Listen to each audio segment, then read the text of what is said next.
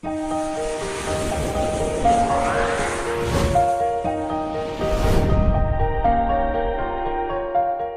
दोस्तों, स्वागत है आप सभी का एजुकेशन अड्डा 99 पे।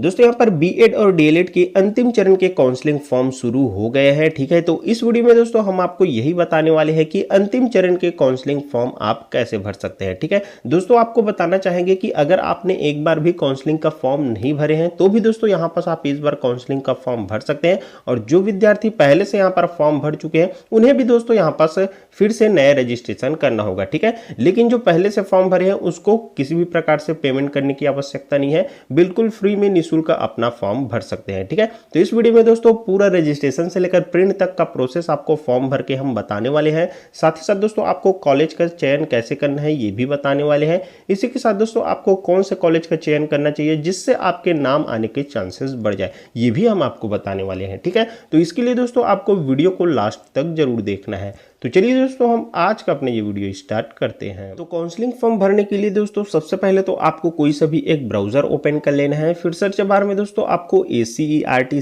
सर्च कर लेनी है। जैसे ही आप ये सर्च करेंगे फिर फर्स्ट में यहाँ पर जो वेबसाइट आती है ACERT करके इस पर क्लिक कर लेना है। जैसे इस पर क्लिक करेंगे दोस्तों फिर इसके बाद यहाँ पर ACERT की ऑफिशियल वेबसाइट ओपन होकर आ जाती है। अब दोस्तों यहाँ पास आप जूम करेंगे तो देखने के लिए मिल जाता है बीएड डीएलएड ऑनलाइन काउंसलिंग हेतु लिंक। यहाँ पर दोस्तों B Ed online counselling D El Ed online counselling का लिंक दिया गया है। ठीक है, तो आप जिसका भी फॉर्म भरना चाहते हैं यहाँ से क्लिक कीजिए। इसके बाद दोस्तों यहाँ पास आप क्लिक करके इसका पूरा शेड्यूल देख सकते हैं। ठीक है, हालांकि शेड्यूल की जानकारी हमने पहले के वीडियो में दे रखी है, अगर आपने वो वीडियो नहीं देखे होंगे तो डिस्क्रिप्शन बॉक्स में उसका लिंक दे देंगे, वहां से आप देख सकते हैं। ठीक है, अब दोस्तों आपको काउंसलिंग फॉर्म भरने के लिए नीचे में देखेंगे बीएड या डीएलएड की ऑनलाइन काउंसलिंग हेतु लिंक दिया रहेगा, इसी पर आपको क्लिक कर लेना है। जैसे ही दोस्तों आप इस पर क्लिक करेंगे फिर इस प्रकार से पेज ओपन होकर आ जाएगा। अब दोस्तों देखेंगे यहाँ पास 7th फेज की काउंसलिंग स्टार्ट हो गई है। ठीक है, यहाँ पर 7 दिसंबर आज की डेट से यहाँ पर 10 दिसंबर तक आप इसमें फॉर्म भर सकते हैं। ठीक है, यहाँ पर दोस्तों B Ed D El Ed B A B Ed B Sc B Ed तीनों का आप फॉर्म भर सकते हैं। तीनों का प्रोसेस लगभग सेम ही है। ठीक है, तो फॉर्म भरने के लिए दोस्तों यहाँ पर देखिए आपको क्लिक टू अप्लाई का एक ऑप्शन देखने के लिए मिल जाएगा, इसी पर आपको क्लिक कर लेना है। जैसे ही दोस्तों आप इस पर क्लिक करते हैं इसके बाद दोस्तों आपको स्क्रॉल डाउन करके नीचे की ओर आ जाना है। अब नीचे की ओर आएंगे तो दोस्तों एक चीज और ध्यान देंगे, यहाँ पर लेटेस्ट न्यूज सेक्शन में जानकारी दिया गया है, देख पाएंगे। इसमें दोस्तों आप क्लिक करके वैकेंट सीट्स देख सकते हैं। ठीक है, कौन से कॉलेज में कितना रिक्त सीट बचा है आप यहाँ से क्लिक करके डाउनलोड करके देख सकते हैं। हालांकि दोस्तों हमने पिछली वीडियो में आपको बता दिए हैं। ठीक है, अगर आपने वो वीडियो नहीं देखे होंगे तो देख सकते हैं, डिस्क्रिप्शन में उसका भी लिंक दे दिया है। ठीक है, अब इसके बाद दोस्तों यहाँ पर जब बात आती है देख पाएंगे आवश्यक निर्देश दिया गया है। इसमें दोस्तों स्पष्ट रूप से लिखा है, यहाँ पर देख पाएंगे आवश्यक निर्देश पुराने सभी रजिस्ट्रेशन निरस्त कर दिए गए हैं। सभी अभ्यर्थी को जो प्रवेश लेना चाहते हैं उन्हें इस राउंड में ऑनलाइन आवेदन करना अनिवार्य है। तो दोस्तों ध्यान रखेंगे, अगर आपने फर्स्ट या सेकंड या फिर थर्ड काउंसलिंग किसी में भी फॉर्म भरे हो फिर भी दोस्तों आपको इस बार नए फॉर्म भरने की आवश्यकता है। ठीक है, सारे फॉर्म को यहाँ पर निरस्त कर दिए गए। तो जो पुराने छात्र है वो बिल्कुल निःशुल्क फॉर्म भर सकते हैं। ठीक है, और जो नए छात्र है वो शुल्क के साथ अपना फॉर्म भर सकते हैं। तो फॉर्म भरने के लिए दोस्तों यहाँ पर देखिए आपको एक न्यू रजिस्ट्रेशन का ऑप्शन देखने के लिए मिल जाएगा, इस पर क्लिक कर लेना है। जैसे ही इस पर क्लिक करेंगे इसके बाद दोस्तों नियम शर्त दिया है, यहाँ पास देख सकते हैं। अब दोस्तों यहाँ पास आपको एक डिब्बा दिखाई दे रहा है, इसे आपको एक्सेप्ट कर लेना है। फिर दोस्तों यहाँ पर नीचे में एक्सेप्ट एंड कंटिन्यू के ऑप्शन पर आपको क्लिक कर देना है। इसके बाद दोस्तों इस प्रकार से पेज ओपन होकर आ जाता है। अब दोस्तों देखिए यहाँ पर सिलेक्ट डोमिसाइल स्टेट, यहाँ पर स्थायी निवासी राज्य चुने, छत्तीसगढ़ वाले यहाँ पर छत्तीसगढ़ चुनेंगे और अदर स्टेट वाले अदर स्टेट का सिलेक्शन करेंगे। इसके बाद दोस्तों यहाँ पर सिलेक्ट एंड कंटिन्यू के ऑप्शन पर क्लिक कर देना है। जैसे दोस्तों यहाँ पास क्लिक करते हैं, अब दोस्तों यहाँ पर अगर आपने पहले फॉर्म भरे थे तो जिस मोबाइल नंबर से फॉर्म भरे थे उस मोबाइल नंबर को यहाँ पास डाल दीजिए, और जो नए कैंडिडेट है जो अपना फॉर्म भरना चाहते हैं वो यहाँ पास अपना कोई भी एक मोबाइल नंबर डाल दीजिए।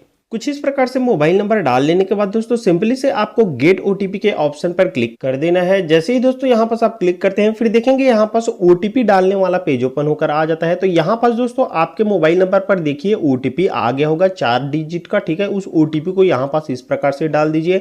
जैसे ही दोस्तों ओटीपी डालते हैं अब दोस्तों यहाँ पास नीचे में आपको सबमिट के ऑप्शन पर क्लिक कर देना है।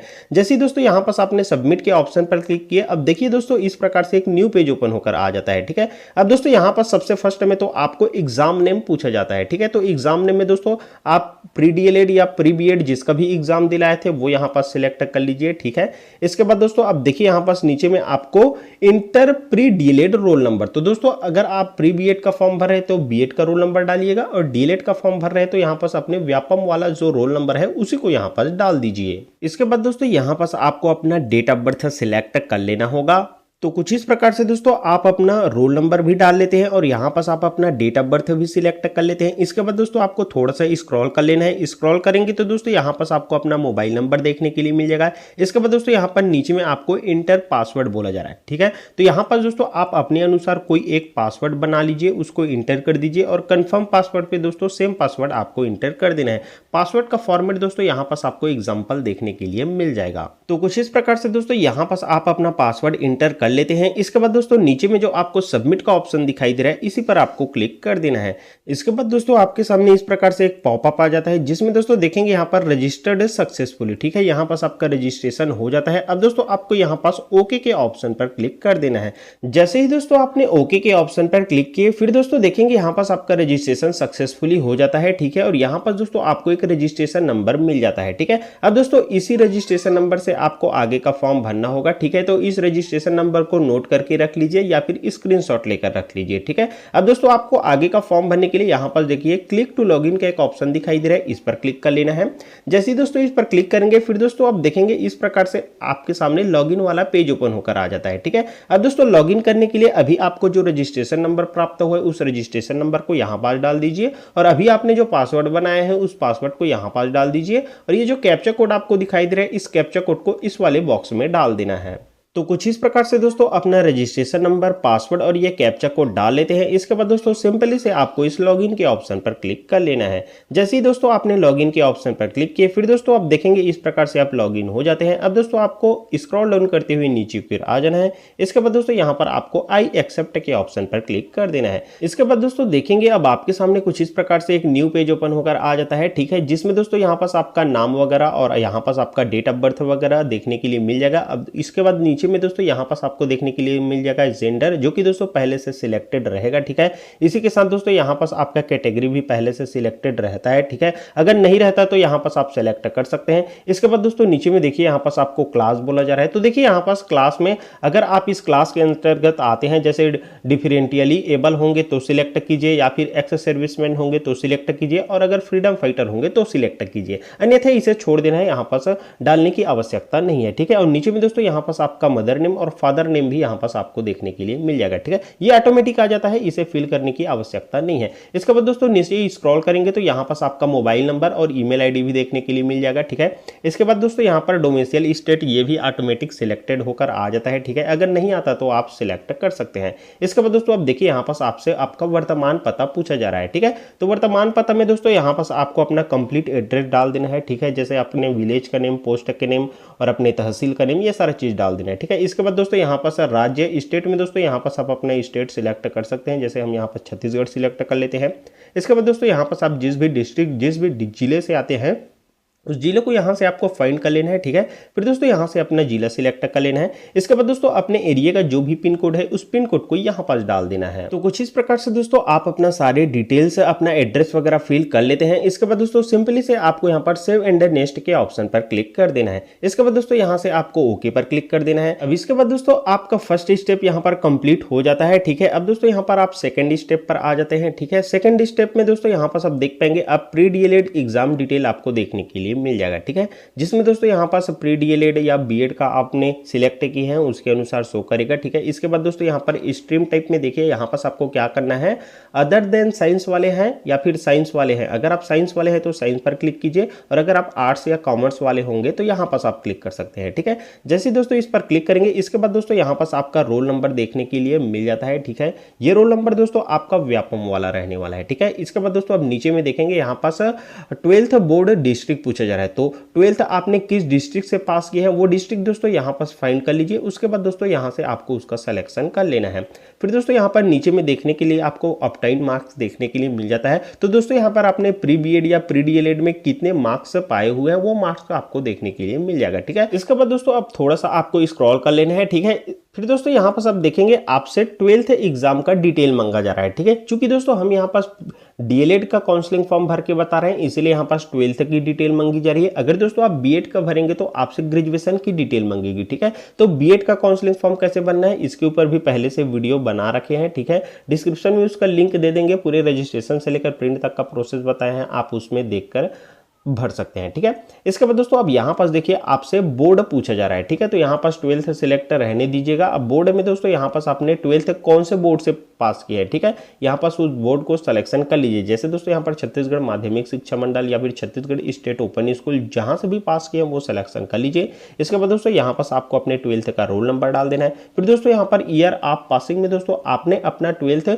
कौन से ईयर में पास किया है। ठीक है, यहाँ से उसका सिलेक्शन कर लीजिए। इसके बाद दोस्तों अब देखिए यहाँ पास टोटल मार्क्स आपसे पूछा जा रहा है। तो 12th में आपका टोटल मार्क्स कितना था वो डाल दीजिए। ठीक है, इसके बाद दोस्तों अपटाइम तो कितने मार्क्स आपने प्राप्त किए थे वो डाल दीजिए। इसके बाद दोस्तों यहाँ पर परसेंटेज आपका ऑटोमेटिक शो करेगा। तो कुछ इस प्रकार से दोस्तों देखिए आपको अपनी 12th की डिटेल फिल कर लेनी है। ठीक है, 12th का डिटेल आप फिल करेंगे। इसके बाद दोस्तों नीचे में अब देखिए आपको सेव एंड नेक्स्ट का जो ऑप्शन दिखाई दे रहा है इस पर क्लिक कर लेना है। फिर दोस्तों आप देखेंगे आपके सामने इस प्रकार से एक न्यू पेज ओपन होकर आ जाता है, जिसमें दोस्तों यहाँ पास आपका फोटो देखने के लिए मिल जाएगा। जो दोस्तों आपने प्री बीएड या डीएलएड का एग्जाम दिए थे उस टाइम अपलोड किए थे वही फोटो आपका आ जाता है। ठीक है, और यहाँ पर दोस्तों आपका सिग्नेचर भी आपको देखने के लिए मिल जाता है। ठीक है, अगर दोस्तों यहाँ पास आपका फोटो और सिग्नेचर शो नहीं करता तो आप इसे अपलोड कर सकते हैं। ठीक है, यहाँ पास अपलोड की मैक्सिमम साइज यहाँ पर 100 KB तक रखी गई है। ठीक है, इसके बाद दोस्तों आप देखिए नीचे में यहाँ पास आपको सेव एंड नेक्स्ट का ऑप्शन आपको देखने के लिए मिल जाएगा। ठीक है, तो सिंपली से दोस्तों आपको इसी पर क्लिक कर लेना है।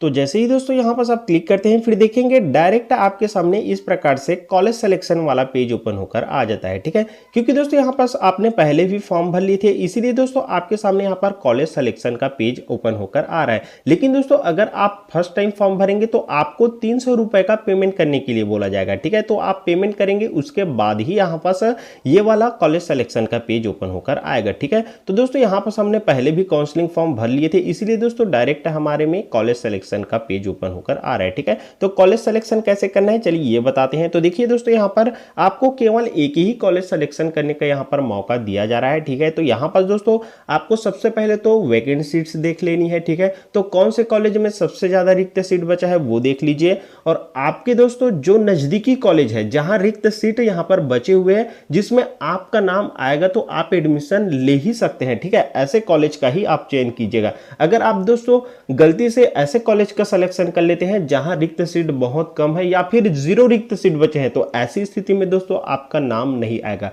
तो इस चीज का ध्यान रखते हुए दोस्तों एक बार आप वैकेंट सीट से देख लीजिएगा। ठीक है, वैकेंट सीट का पीडीएफ दोस्तों हमने टेलीग्राम ग्रुप में दे दिए हैं, वहां से आप देख सकते हैं। और वैकेंट सीट कैसे देखना है इसके ऊपर भी हमने पहले भी एक वीडियो बनाकर आप सभी को बता दिए हैं। ठीक है, तो आप हमारा वो वीडियो देख लीजिए जिसमें हमने कैटेगरी वाइज यहाँ पर रिक्त सीट देखने के लिए बताया है। ठीक है, अब दोस्तों आपको कॉलेज सिलेक्शन करने के लिए क्या करना होगा, देखिए यहाँ पर अब यहाँ पर सर कॉलेज नेम पूछा जा रहा है। ठीक है, तो यहाँ पर सिलेक्ट पर क्लिक कीजिए। सिलेक्ट पर क्लिक करेंगे तो दोस्तों यहाँ पर सारे कॉलेज का लिस्ट ओपन होकर आ जाता है। ठीक है, तो दोस्तों आप जिस कॉलेज का सिलेक्शन करना चाहते हैं यहाँ से देख लीजिए। जिस कॉलेज में रिक्त सीट बचे हुए हैं, ज्यादा रिक्त सीट बचे हुए हैं या फिर आपके नजदीकी कॉलेज है उसी कॉलेज का आप चयन करेंगे तो ये ज्यादा अच्छा रहेगा। ठीक है, तो यहाँ पर सारे कॉलेज का लिस्ट आपको देखने के लिए मिल जाता है। आप अपने अनुसार जिस कॉलेज का चयन करना चाहते हैं उस कॉलेज का यहाँ से सिलेक्शन कर लीजिए। तो जैसा कि दोस्तों यहाँ पर आप देख पा रहे होंगे कि मैंने एक कॉलेज का चयन कर लिया है। ठीक है, और यहाँ पर कॉलेज टाइप में आपने जो कॉलेज चयन किया है वो प्राइवेट है या फिर गवर्नमेंट कॉलेज है वो यहाँ पास लिखा हुआ आ जाता है। ठीक है,